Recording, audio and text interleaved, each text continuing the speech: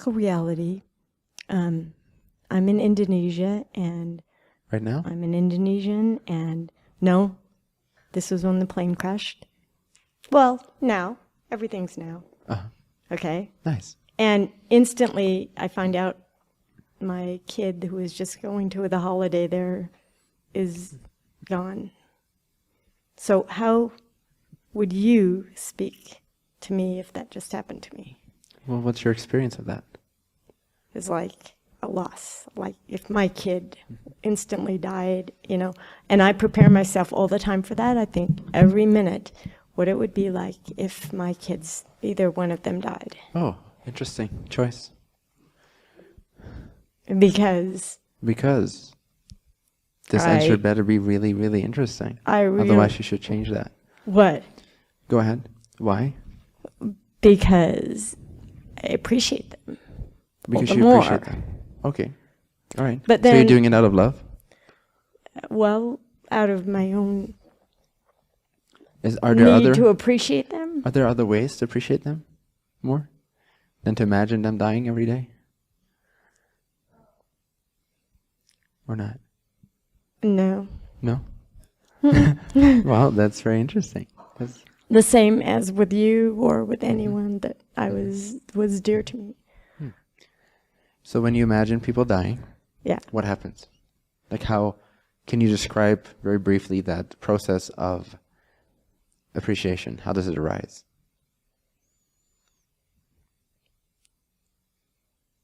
It's like just manifesting their physical, like the whole embodiment of their everything, all the experiences that we have had together. Yeah. Does it feel good? Imagining who they are, or trying to embody what they are, or express that to you. Imagining them dying and then feeling the appreciation. Does that feel good? The appreciation for, That feels good? Good. Yeah. So you're doing it for experiencing greater love, no? You're doing it to experience a greater, clearer connection to the truth of your being, which is always in gratitude and appreciation of each moment and each being that it encounters. So you're doing it as a way to connect to yourself. There's other ways. What's the other ways? Infinite ways. Ask everyone in this room what their way is to find appreciation. I don't think all of them would say to imagine my kids dying on a plane. Or not that that's a bad choice per se. Right. But I'm just offering you the fact that there are other choices. There's other ways to increase your sense of appreciation for your kids. What else do you get out of that imagination?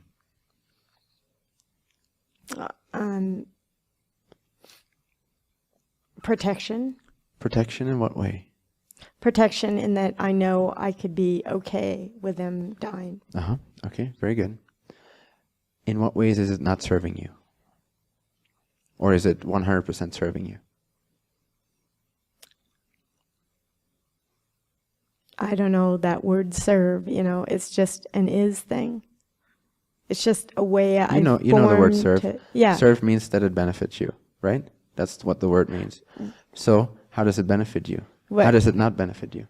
What is benefit to me? Well, are we going to talk about words? Yeah. How does it not benefit you? How does it detriment you? Okay. Practically speaking, it wouldn't benefit me because I'd be worried about them. But the point is, I wouldn't be worried about them because I understand that it doesn't really matter if they're dead or alive. Awesome. So, but have you realized that by now, or do you still need to use that every day? Yeah, it just seems like I'm caught in the time-space continuum, and like these things actually do matter to me. What matters to you? That they are alive. Yes, well, that's great. What does it have to do with the plane crash? Or imagining them dying? I was just putting that as an example. Sure. But you say that every minute of every day, you imagine them dying. What I was thinking, yes, what were you thinking? What if you had to counsel, in reality, what if right now this person is walking up to you and their kid's just been killed? Is this the case for you? Just been killed in that plane crash. Yes. Then how would you I wouldn't right now because it's not true. Or unless that happened to you, did it? No. Then let's not have that conversation. How do you feel? What excites you?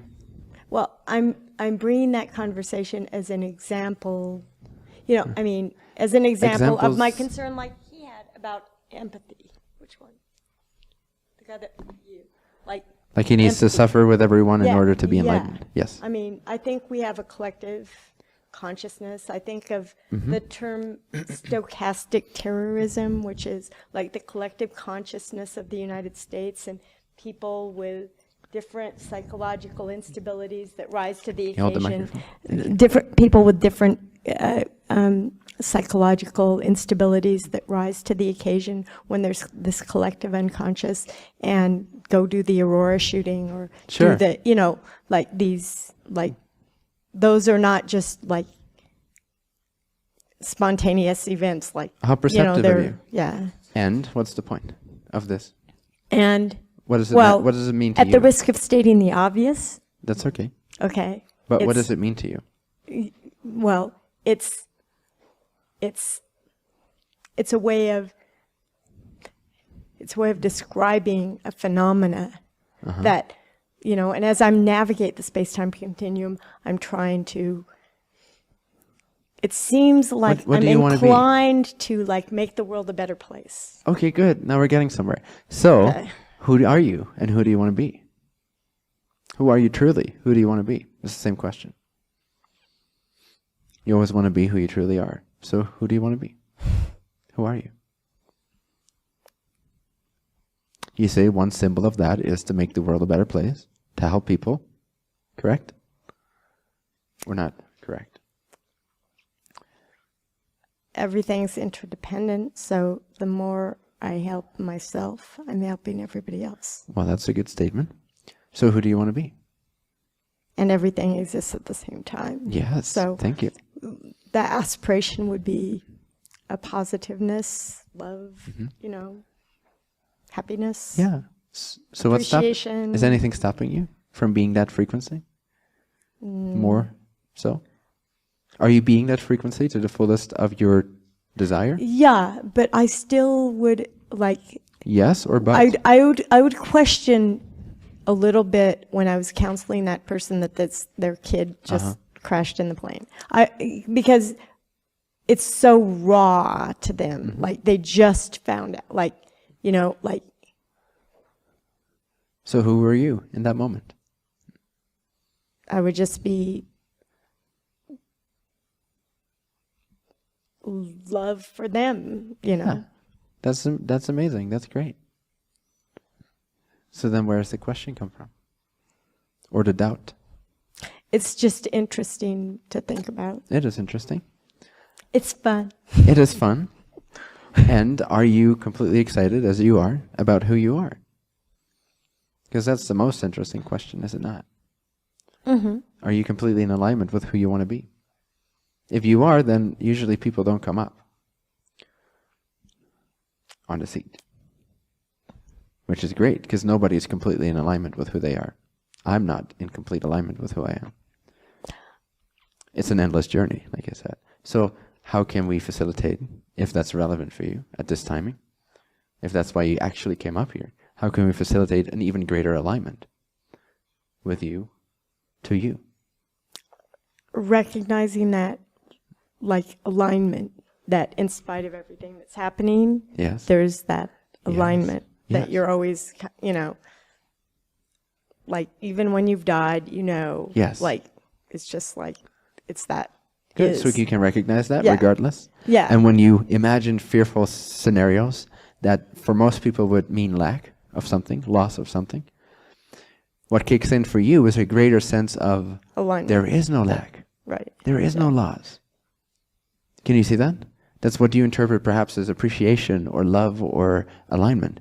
What Yeah. you're seeing is literally by imagining the things that you fear, you can start to see past that point. Yeah. So it's not a bad practice, but perhaps you don't have to do it every minute of every day. Or maybe you do. I don't know. So that practice, when that happens, in that alignment, that just exhibits itself to the other person that is in that major state of like Yes. shock and grief. Yes, are you asking me or are you telling me? Sharing. What was your experience? It's kind of a semi-question. Okay. Well, whenever you imagine something frightening or any other symbol that aligns you, that brings you in alignment with that sense of eternity, that sense of there's no death, there's no loss, there's no lack, there's only love, right? Anything that connects you, that puts you in alignment, just completely overpower your experience with that emotion, with that state of being. If someone else is in front of your eyes, only see love. Only see the abundance of the connections that they have. Don't see the lack of their child. See the abundance of love and possibility and connection that they have, and the abundance of learning opportunity that has come their way, and the abundance of that non-physical ever-remaining connection to whatever soul was actually part of that body experience of their kid. So you only see what you want to see, and you only see what you want them to see. You only see the things that feel like they're in the greatest alignment, most aligned with the infinite abundance of existence. And that's all you see. You just paste that onto them. You don't care about what they feel. You don't care about what they think, because it's irrelevant. They don't even know why they think what they think, why they feel what they feel. They're helpless little sheep. What they want is for you to paste onto them what they actually want. And the more you are in alignment with yourself, the more you actually start to know what it is that they want for themselves. And so through your own alignment, you can paste onto them the experience energetically that they desire to crave, that they crave more of, that they want to see more of, that they want to experience more of, that they believe is lacking. And when in your eyes they can see the presence of the energy they seek, they can submit to you, to your energy, and therefore embody that energy for themselves. They can become that energy. They can empower themselves by seeing it reflected in your eyes, in your energy field. And on very subliminal levels too, that they pick up on that. They're being picked up on that, and they learn. They learn from your energy field, even if they're not consciously aware of it. So yes, by all means, be as abundant in your love, in your compassion, in your appreciation as you can be. And don't even worry about their suffering. Simply paste onto them what you know they want to experience for themselves. Does that make sense? When I say the word paste onto them, overwhelm, give that love, give that appreciation, give that energy. Give yourself full permission to be in alignment, to know what is in alignment, and then to share that to the fullest of your ability.